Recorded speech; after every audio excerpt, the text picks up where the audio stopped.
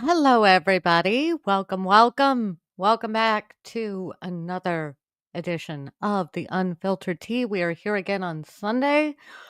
It has been a week.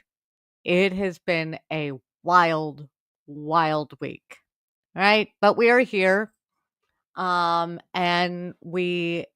tonight is going to be a little bit different because I know my intro says unfiltered and unscripted, and usually that is the case.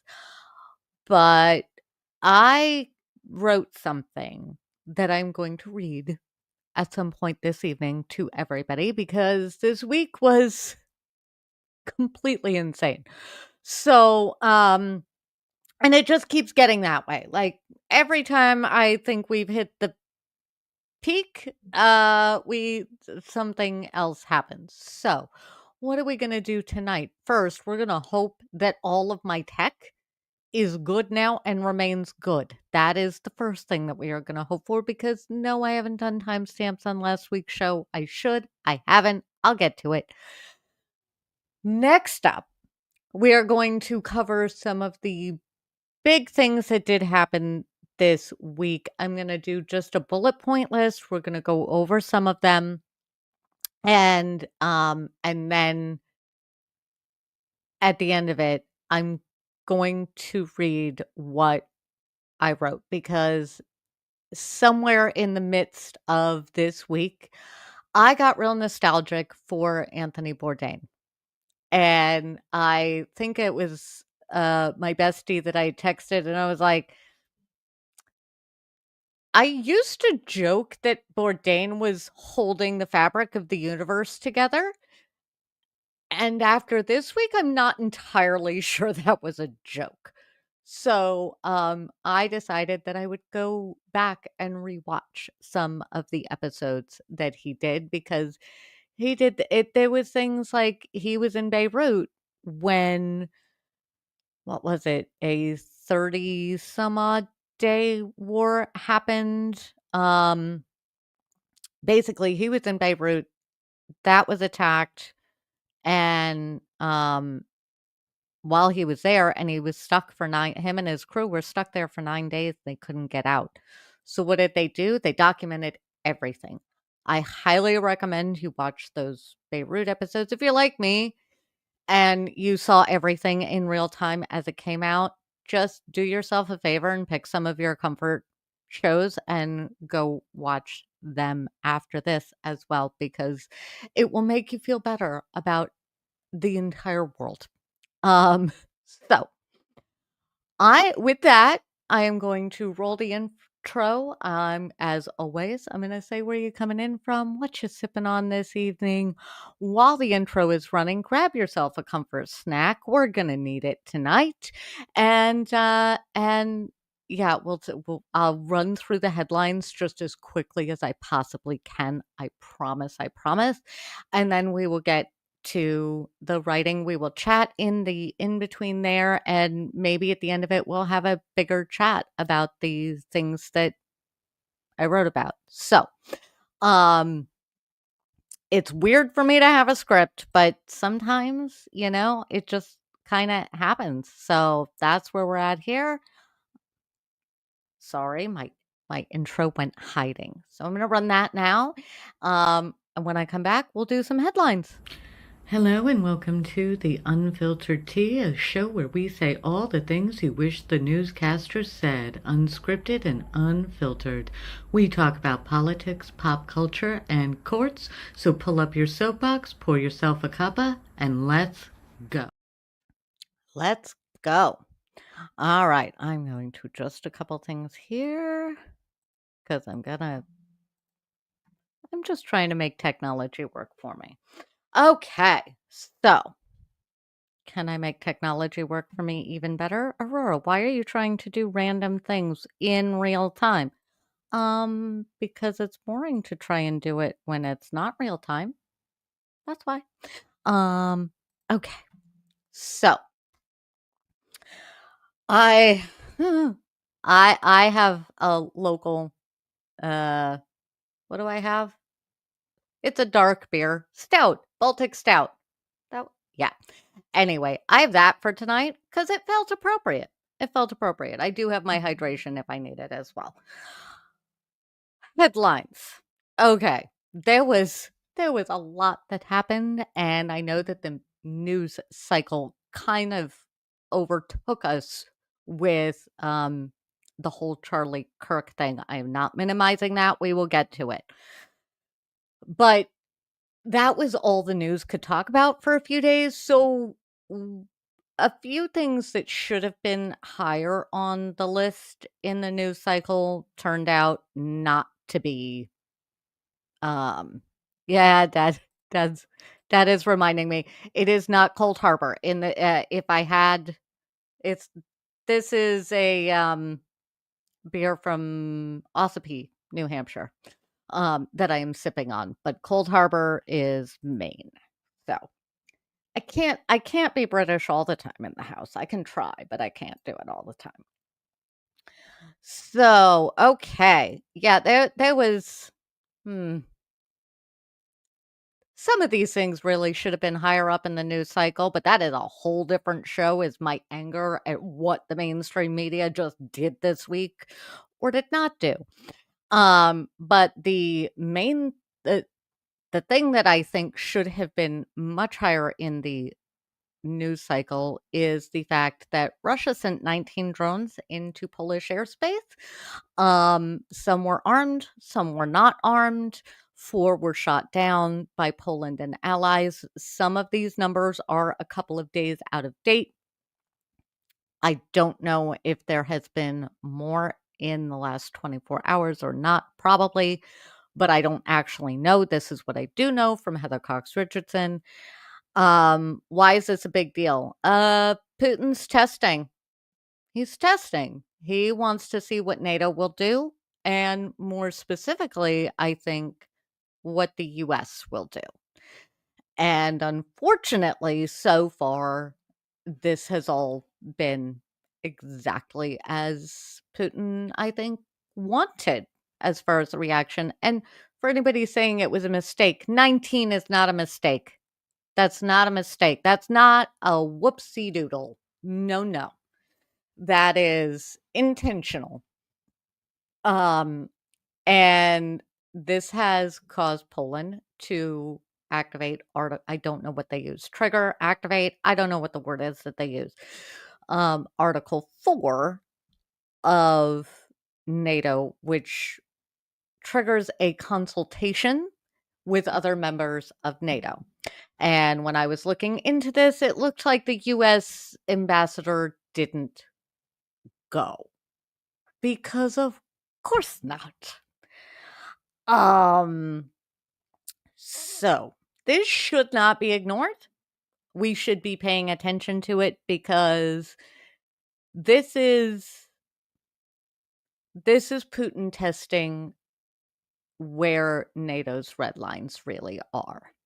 And it could have some pretty intense consequences. So, hey, mainstream news, could you do all of us a favor and make this more than just a passing headline while you're discussing Charlie Kirk? Like, could you maybe do us a favor and just spend a little more time trying to explain to the country what is happening, what it means, what the repercussions are, and what our country is doing? That would be helpful because I haven't seen much of that, and the only places I've seen it are places where people like me are seeking that information out.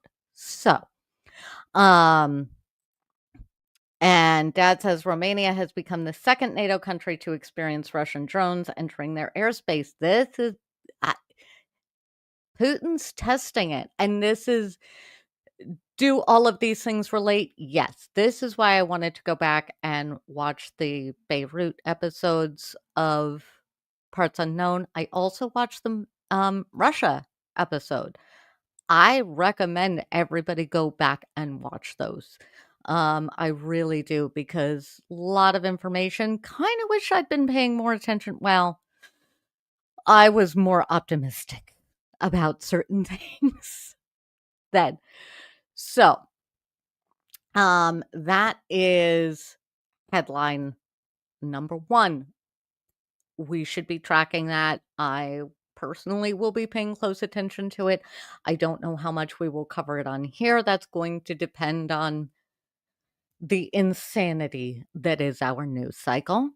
As to whether or not how many things have I tried to circle back to and I can't circle back to them because we live in a Trump era, which means everything has gone off the rails.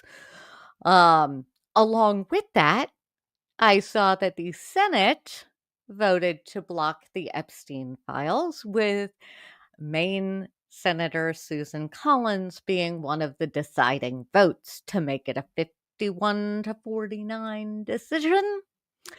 Now, a lot of folks are saying she's doing whatever she can to keep her seat. I happen to be of the very personal opinion that she's got problematic connections, and those will come out from the files because she knows how many votes she just lost in not allowing the files to go forward this time. I think she lost a lot of votes because there are a lot of people on from a lot of different political viewpoints. Basically, anybody who cares about children, I think, wants the files released so that we can see what other investigations should be done. Because maybe things aren't going to happen on a federal level, but states could certainly bring things if certain let me try that sentence again. State prosecutors, depending on statute of limitations. Unfortunately, the particular crimes that Jeffrey and his buddies committed have a stupidly tiny statute of limitations, which, hey, Congress, yeah, can we fix that? Because, that's not okay. And survivors don't always have the ability to come forward within those statute of limitations. So for how many survivors of DV and SA and all of that to finally feel brave enough to get into a courtroom, only it can't be adjudicated under criminal law because if you don't say something within a certain amount of years, I think the range is 3 to 15 at the moment, then you're out of luck and your only recourse is lawsuits. See E. Jean Carroll. But yeah, if you're running for office, can we focus on fixing that? That would be great. So that's a thing that happened. Luckily not a ton of people are forgetting on that. Forgetting on that. Words are hard. Words are hard. Sometimes my face and my brain aren't connected and one goes running away and the other tries to catch up. Which leads me to our Supreme Court. Our Supreme Court also giving Mr. President exactly what he asked for with the emergency docket situation regarding profiling, and I can't remember if it was this one or if it was another one about whether or not ICE agents can be masked, and apparently they don't have to identify themselves, which is a whole. But also, according to this shadow docket decision, they kind of said that racial profiling is cool. According to Justice Sotomayor, the actual opinion states that there are nuances to that. However, the reality of how that's going to be implemented is racial profiling, pure and simple, and it already immediately started happening. So yeah. Yeah, there's this. Everybody is so focused on the SA part of the Epstein files that there's almost no attention to the money laundering and other financial crimes. I mean, there was a lot of financial crimes. That like a lot. Like a lot. Oh, hence why I'm sure Trump is involved. And yes, I did look at that birthday book. If you go look at it, first of all, be prepared for extreme levels of ick. Second, um, every single person in that birthday book, especially the ones who referenced other crimes, crimes in my mind at any rate, um, yeah, can we also focus on maybe prosecuting them too? That would be great. That would be great. So, I've lost my thing. There we are. Um, and so that's happened is that that is going to go down in the history books as one of SCOTUS's biggest bad decisions. I do believe.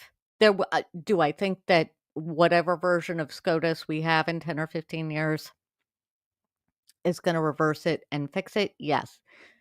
Um, do I think it might take that long? Also, yes.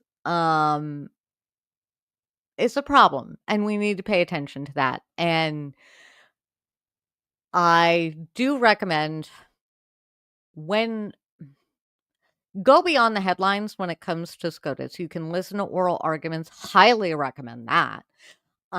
Because a lot of times the headlines don't always it's the problem we all discovered with the Depp Heard situation. A lot of times the headlines don't match what actually happened in the Supreme Court. Particularly the TikTok decision. I definitely recommend you go listen to the oral arguments for the TikTok decision because all of the justices agreed on that one. So, and when you listen to it and you listen to the arguments, you can hear why.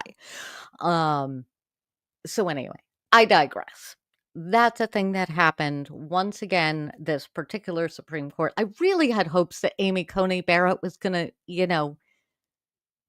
come back to law and maybe start throwing some spanners into the works. But it seems that somebody made a call at some point in time, and she's right back in lockstep with Trump says, I want this, and the 6 conservative justices give it to him. And the 3 supposed liberals, they're not that liberal, go, what are we doing? What are we doing? Um, so yeah, it's a problem. And I think we might want to learn a little bit more about what is tradition with the Supreme Court and what are actual rules, because a lot of what we view as rules, the lifetime appointment, for example, that's not a rule per se, that's tradition. So anyway, um moving on to the final thing in the list, and it's going to take me a little bit of dancing around words because I'm trying to keep the YouTube deities pleased with me for this particular episode, which is right after the Charlie Kirk incident. There was a school shooting. Um, and of course, I've lost count for how many of these we have had, and we have to do something because what we're our active not doing anything um is causing harm. We need to do something. Whatever we're doing right now is not working. Going back in time for a brief moment, Justice Sotomayor urges if you're interested in a decision, read the whole decision. Don't just listen to what the media says about it. Accurate. And read both the um, concurring decisions and the dissents. Read all sides because not to just quote Justice Sotomayor, but it is true. When you do that, you actually kind of go, okay, I can see how we got here from here. I did that with Dobbs, and it was eye-opening. I I definitely recommend doing that. Yes. Lost what I was looking for. There we are. Um, so I'm not gonna spend a ton of time on the incident at the school. I think it is a problem that the mainstream media determined how to put this. Okay. Charlie Kirk's murder. That's what it was. YouTube, do better. But that was a political assassination, yes. Because he was a political activist. He was speaking at that moment about political ideals. Where I have the issue is that the news media spent the last 3 straight days arguing with itself and others over how we're supposed to respond to this sort of incident. And I'm not talking the trauma, I'm not talking the incident in itself, I'm talking about how you speak of the person. And that's been the only conversation. The amount of school shootings we also had the anniversary of 9/11. And so for a lot of people, 9/11 was the first, a lot of folks I know, that was the first like huge event that for them they went, "Oh, the world is different now." For me, it was the second because I was a junior in high school when Columbine happened. At that time, 90, well, when was that? 98, 99. That just didn't happen. So that was all over the news. And in my lifetime, it has gone from, "Holy shit, what do we do now? What is going on? How do we prevent this from ever happening again?" to, "Oh, did you hear about the school shooting in insert city, town here?" "Oh, no, I didn't," because it was so low in the priority list that it didn't even rank in the news that I was consuming that day. I would like the media to do better because we have to do better because way too many people, and I'm not here for the "it's just the guns." It is a multi-layered problem. I did work in a preschool for long enough that I am of the personal opinion that if you've got a bunch of kids who are continually throwing rocks at other kids and words are no longer enough to get them to stop throwing rocks, you then take the rocks out of their hands before they can throw them again.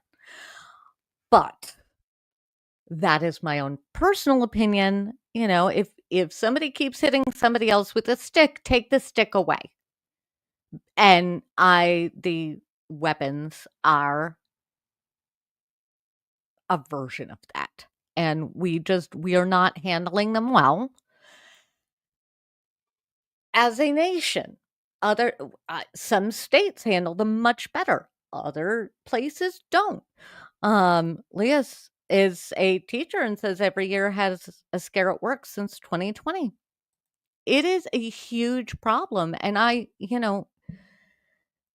teachers, people who work at schools, I we shouldn't have to worry about our friends and neighbors and kids going to work and school every day, and yet we do. There was a shooting incident somewhere that I saw recently where it was the younger kids, the ones who were like at the entry level jobs that walked the people my age through how to handle it. And those kids ended up saving lives because this is just how they live. And I have so many issues with that. So,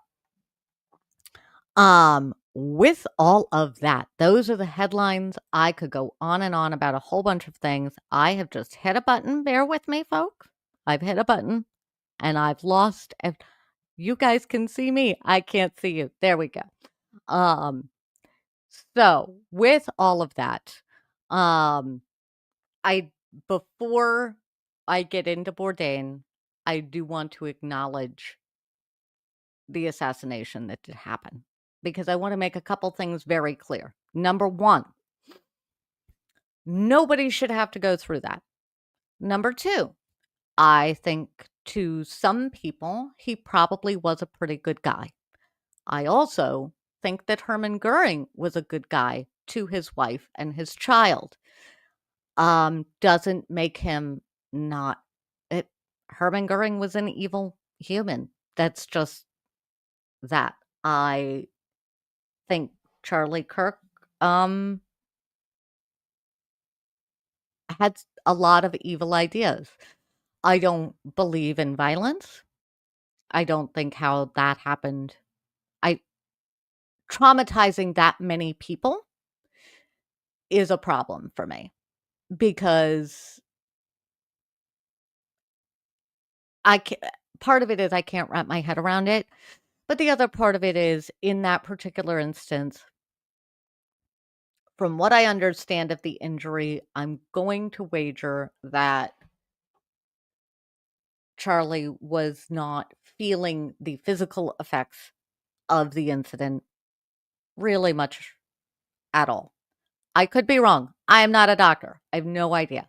I'm guessing that his body probably went, "This is major," and vacated because that is what the human body does when huge traumas happen. That is not something that is likely to have happened for that audience. And everybody in that audience witnessed a horrific event. I know this is out on the internet. Do not go find it. Don't go find it. Don't watch it because that is something you cannot unsee. And for my personal take, I have watched far too many human beings expire on camera. George Floyd, uh, wasn't it Philandro Castile? Several others. I didn't need to watch another one. Doesn't mean that Kirk was a good person for the world at the time. I always believe that at some point, as long as somebody is alive, as long as somebody is talking, as long as somebody is having conversations, which he was, there is the opportunity to bring to them empathy, curiosity, and bring them back around to that. So the backlash and things like that, I don't think it should happen. And yeah, I'm a First Amendment extremist. I'll make sure that the KKK can have their protest, but you know where I'm going to be? I'm going to be at the counter protest because more voices for the right things, the morally right things, um, the more that you have those, the faster you can drown out the toxic. And the more you can have a conversation with those who are locked in that very tiny mindset. So, but that only works if it is truly free speech. Right now, we are not seeing that. We are seeing only pro-conservative things being okay. I've seen reports that people are getting doxxed, people are getting harassed, people are getting fired in for not having the response that Stephen Miller or Donald Trump wants us to have in light of this incident. It's a problem. Does all of this relate to Anthony Bourdain and what I wrote? It does. It absolutely does. But I wanted to get that out there because it is censorship to only have ideas, to only let speech be free for ideas you agree with. We can't have that. It's not a thing. Stop firing people for if they're it's a much bigger conversation because there are a lot of folks who disagree with me on that particular item, but doxing, I don't care who you are. Don't dox people. Don't do it. Just don't. Um Mandy says it was a tragedy. It was horrific. The response to it, though, is somehow a more important tragedy than the others that happened that day. Yeah, that month, this year, ever. It's just wrong. It's, and here's the thing, two things can be true at the same time. Two things absolutely can be true at the same time. Charlie Kirk was, pretty much by his own words, racist, misogynist, and extremist who wanted one worldview and one worldview only. His wife, despite the weirdest statement I've ever seen, I'm not discussing her grief. I'm saying it was objectively a weird statement. Um, I'm sure he was very good to her. I'm sure he was very good to his children. But to the world as a whole, there are other things. We have to acknowledge that those two things can exist side by side. We do not have to paint him to be a saint. He wasn't. He was not. Um, okay. With all of that, I am now going to swoop and then I'm going to do something that I almost never do. And I'm going to read because at the end of all of this, I sat down after watching some episodes with Anthony Bourdain and just missing his ability to converse and somehow discuss all of these huge political things. In a way that was remarkably accessible.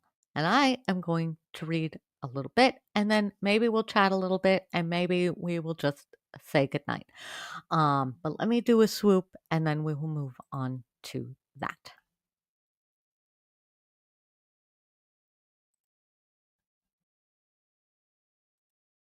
So bear with me as I do this. Okay. So back when I first decided to go to culinary school, a dear friend handed me a book and said, if you still want to be a chef after reading this, then you truly want to cook. That book was My Life in the Kitchen by Jacques Pepin. Wonderful words of advice, by the way. Somewhere around that same time, maybe the same person, might have even been in the same bundle. I was handed Kitchen Confidential, and my world changed. Anthony Bourdain, his words, his philosophies, his advice, it all changed me and how I live my life. I don't think the credit would sit well with him, just how many lives he did change, mostly for the better. It's true, though, whether he wants the credit or not. He touched a lot of people with the work that he did. And I joked for a while, I said this earlier tonight, that his shows were holding us together as a people. And I'm not so sure it was a joke. In light of Russia flying drones to Poland and the bizarre reaction that the internet, including myself, has had to the M of Charlie Kirk, a man that did advocate for violence and hostility towards what he perceived as others, I thought I would take us all outside that noise tonight. Whether he knew it or not, Tony was right. Not always, but mostly. Gathering together for a meal and some drinks is, in fact, where healing begins. Something about meat on a stick and a cold drink enjoyed on a rickety stool amongst chaos and noise brings us home. In those moments, we share stories and recipes and secrets. Food unlocks memory. And as we eat and we talk, the otherness fades. It doesn't matter if it's culture or race or politics. We soften. We become more receptive of new ideas. It brings us back to our most fundamental humanity. Empathy blossoms even if it wasn't there an hour ago. You can sit across from a person diametrically opposed to you and see them as human and capable of good things. Something about food, specifically family or street food, sparks curiosity. Curiosity drowns out hate and prejudice. Nuance now has the room to take the stage. Conversations in this environment can shift views. They have ripple effects. Violence and hate self-perpetuate and grow, but so too do empathy and kindness. So why are these guys like Musk and Trump and Kirk so afraid of empathy? Because they see the power in it. It is sunlight to the black mold of hate. These guys don't seem capable of accepting empathy for themselves nor conjuring it for others. Something about empathy, curiosity, whatever happens to the soul when you truly experience great music or art or food is terrifying to them. They seem to view it as a disease of some kind, as though learning something new or having a new experience that humbles you or makes you aware of the greater cosmos somehow makes you weaker. I don't know why they fear it so much. Any person that uses cruelty as a currency does not make sense to me. I want to talk to them. I am curious and I want to understand why they view such fundamental virtues as bad. Unfortunately, they aren't very good at conversations. Conversations are an exchange of ideas, a back and forth, and everyone wanting to understand. That means that their lack of curiosity is a choice to stay ignorant, a choice not to listen. If Trump or any of them really wanted a debate, they would listen. They would be curious to understand the opposing view. Make no mistake, Kirk did none of those things. He didn't listen from all the clips I've seen, and he certainly wasn't asking questions to gain understanding. And Trump doesn't either, neither does Musk. I don't know the answers. I don't know how we vote out the stupid, by which I mean those that actively choose to fight empathy, compassion, and curiosity. I don't know if these wounds across the world will be healed. I'd like to think so. I'd like to think that the more we gather and talk and listen and enjoy good food together, that maybe, just maybe, we can right the course of our nation. Just look at what Mamdani is doing in New York City or what others are doing all over the US. They're going to talk with the others. They are having real dialogues, realizing how we mostly all agree on the fundamental things in life. Is it enough? I, I don't know. I do know that fear and cruelty do not work for me. I ask why a lot, and I always have. I care about this planet and everything in it, even those that I find evil. I have the capacity to hold room for them too. And I believe anybody can come back to empathy and curiosity if they are given the chance. I believe we can make us better as a people, but we have to choose it. I choose empathy and kindness. I choose diplomacy with food and drink and questions. I choose this chat, coming here every week to sort through all of it as a community.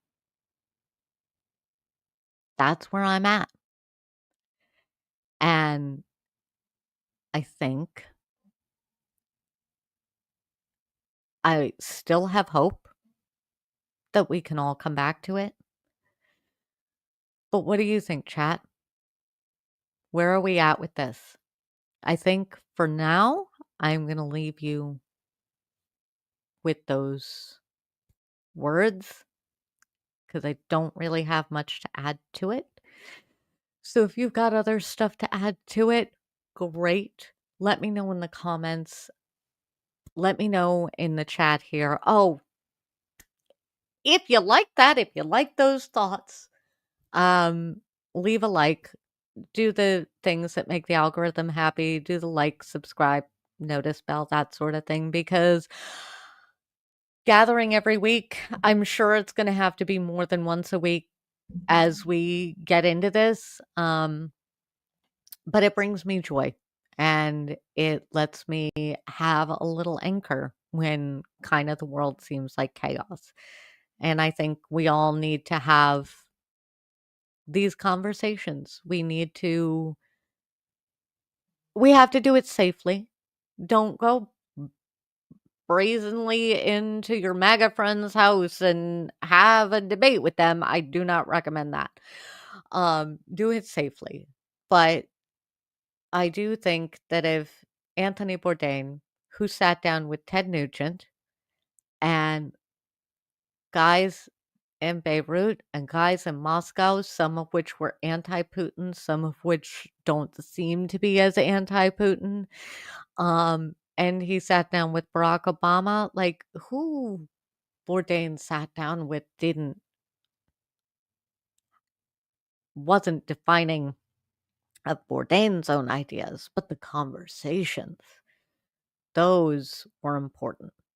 So, have more conversations. We will have more conversations here. Thank you. Thank you. Thanks, Dad, Mom. Thank you. We need it. We need to. This is also a good reminder that taking those moments is important. Shutting the never ending news cycle off. Quit your scrolling, that kind of thing, going outside. What does the kids say? Touch grass. Go touch grass. Um, which is a good idea. And also, I know you can't see it, but I am wearing one of my favorite Pride shirts, which is be careful who you hate. It could be someone you love because you never know who's keeping what thoughts inside. All right, folks. You guys, as always, have been amazing. Thanks for hanging with me for this evening. I give up on ever trying to plan a show again until we are in the after times. Cause oh boy, oh boy, every time I plan a show, I gets yeeted into the sun. So with that, thank you everybody. As always, be well, do good, and remember to bark a lot. I will see you on the next one. Thanks for joining us for another episode of The Unfiltered Tea. Don't forget to hit that like button. If you have a story you want our unfiltered take on, go ahead and drop it in the comments, and we will see you next time.